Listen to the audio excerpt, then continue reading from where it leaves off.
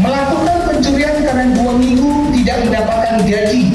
Ini wajah Sinto Sembiring yang ikut ke lokasi penangkapan membawa polisi gadungan satu lagi.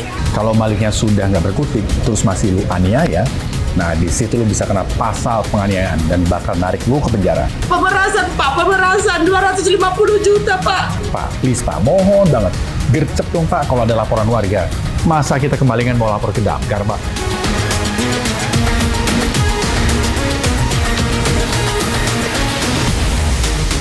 Kami memang bersalah, tapi dia bukan siapa-siapa. Dia bukan pihak berwenang. Dia tidak pantas untuk menganiaya kami di dalam penangkapan kami tersebut. Kami mohon kepada pihak kepolisian harus diusut tuntas dalam kasus kami sebagai korban penganiayaan. Lu pasti kesel kan ngelihat 2 orang ini maling kok minta keadilan, iya nggak? Sabar dulu bos, jangan buru-buru ikutan kesel, jangan juga ikutan marah berjamaah. Mending sini duduk manis. Gue jelasin detail kasusnya, kenapa sampai 2 pemuda ini nih berani minta keadilan. Terus kenapa juga si pemilik toko yang tadinya jadi korban, sekarang malah jadi tersangka. Tapi gue disclaimer dulu ya, gue nggak belain siapa-siapa, tapi cuman mau ngejelasin kasusnya biar kita nih nggak gampang kemakan sama berita-berita setengah-setengah. Kita cek now.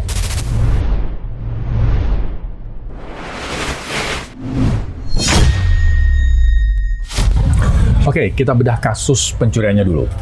Glenn, Dito, dan Rizky ini awalnya karyawan yang dijanjiin dapat upah 50% dari jasa servis dan makan 2 kali sehari. Tapi prakteknya, makan cuma sekali dan mereka cuma dikasih Rp100.000 buat berdua. Padahal omset servis itu infonya tembus sampai 2 juta rupiah. Nah, mereka berdua bertahan nih sampai minggu kedua. Tapi janji gaji akumulasi, zong. Akhirnya dalam kondisi lapar dan desakan ekonomi, ya mereka nekat nyuri handphone di toko. Keterangan Glenn Dito Kusumu, tersangka pencurian, melakukan pencurian karena 2 minggu tidak mendapatkan gaji yang tidak sesuai dengan kesepakatan pada saat awal dia masuk kerja di sana. Tapi ingat ya, gue disclaimer sekali lagi, mencuri itu tetap salah dan hukum sudah bekerja.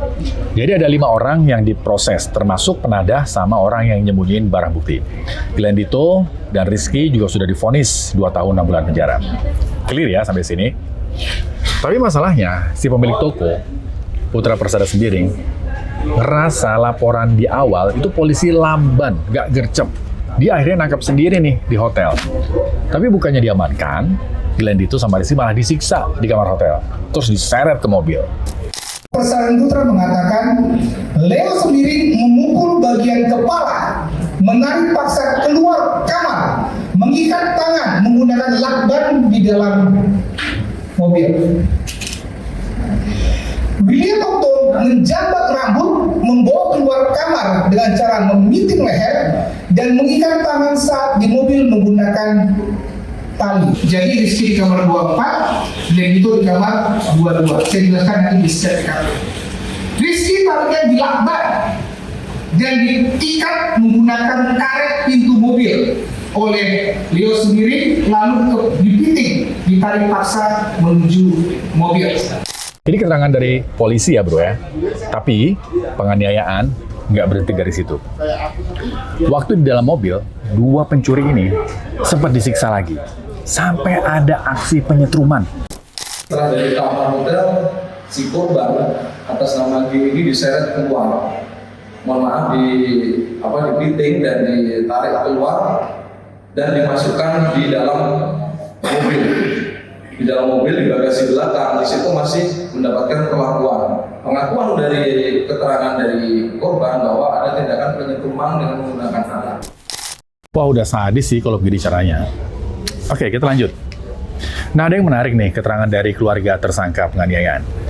Mereka ini ngerasa dijebak sama oknum polisi di Polsek Majur Batu. Sempat ribut tuh waktu lagi olah TKP. Ini wajah Sinto Sembiring yang ikut ke lokasi penangkapan membawa polisi gadungan satu lagi yang ngaku-ngaku polisi. Rupanya menjebak. Kau menjebak kami, Sinto. Kau menjebak kami bawa polisi.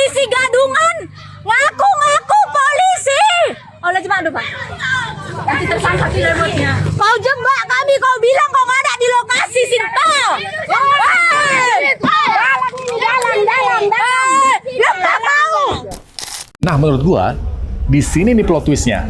Sempat ada upaya damai atau restoratif justice, tapi gagal total. Tahu nggak kenapa? Karena pemilik toko minta uang damai 250 juta. Tidak terjadi pemufakatan karena dari pihak LS meminta uang atau menawarkan untuk biaya untuk RJ atau mediasi sebesar 250 juta. Kemudian dari pelaku pencurian atau orang tua Glenn atau orang tua G hanya 1,5 juta, sehingga tidak terjadi kesepakatan. Orang tua pelaku yang kerjanya serabutan, angkat tangan bro. Gila nggak tuh, 250 juta rupiah. Ini niatnya cari keadilan atau cari modal buat beli mobil baru. Inilah kemudian yang jadi alasan, salah satu alasan kenapa orang tua pelaku pencurian lapor balik. Dan sekarang si pemilik toko resmi jadi tersangka penganiayaan. Dan 3 orang lainnya jadi buron.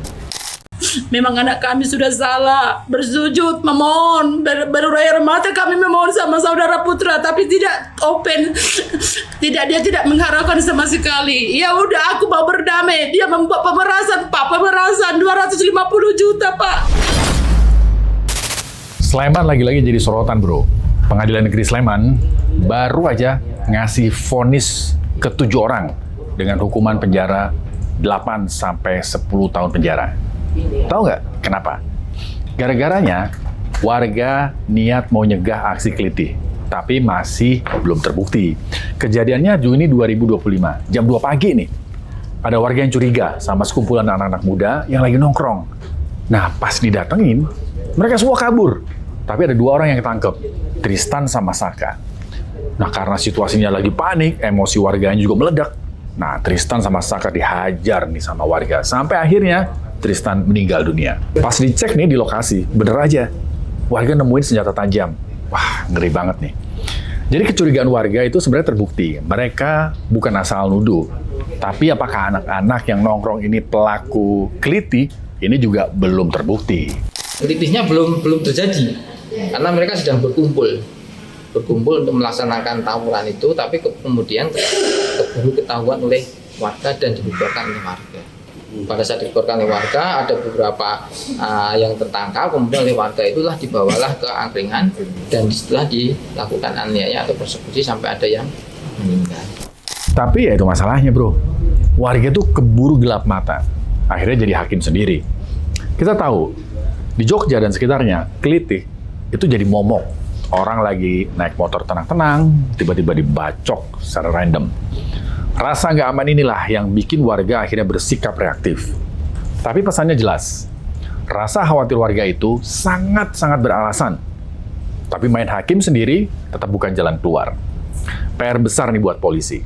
Pak, please ciptakan rasa aman yang nyata di jalanan. Karena kalau warga merasa nggak ada yang ngelindungin, ya jangan kaget kalau mereka bakal ngambil keputusan sendiri di lapangan. Sampai kapan kita mau dengerin berita dengan korban kelitih?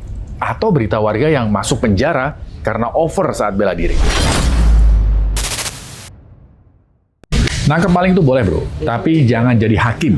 Lu boleh mukul, nendang, atau apapun ke pelaku kriminal kalau konteksnya buat pertahanan diri. Ingat ya, untuk pertahanan diri. Kalau malingnya sudah nggak berkutik, terus masih lu aniaya, nah, di situ lu bisa kena pasal penganiayaan dan bakal narik lu ke penjara. Dan buat aparat polisi, Pak, please Pak, mohon banget, gercep dong Pak kalau ada laporan warga. Jangan sampai warganya yang disuruh kerja sendiri nangkep maling. Tapi pas sudah ketangkep, warganya malah yang jadi tersangka. Masa kita kemalingan mau lapor ke Damkar, Pak? Demikian Cek No kali ini, saya Rizky Hasan, tetap kritis, tetap waras, merdeka.